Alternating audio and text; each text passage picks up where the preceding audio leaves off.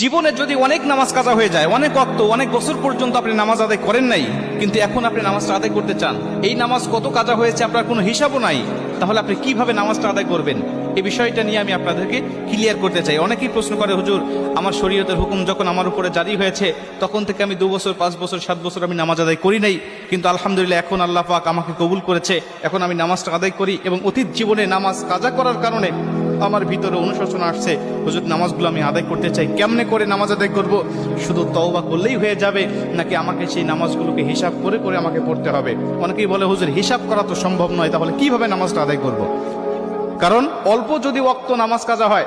যেমন আজকে আপনি 2 ওয়াক্ত নামাজ কাজা করেছেন, আসর এবং মাগরিবের নামাজ আপনি আদায় করেন নাই, এশার নামাজের সময় আপনার স্মরণ হয়েছে বা আপনি অবসর হয়েছেন, ব্যস্ততা আপনার কমেছে, আপনি এখন কাজা নামাজটা আদায় করবেন, হিসাব করে আপনি এশার নামাজের আগে আসরের নামাজের 4 রাকাত আপনি কাজা নামাজ আদায় করলেন, মাগরিবের 3 রাকাত করলেন, তারপর এশার নামাজের আদায়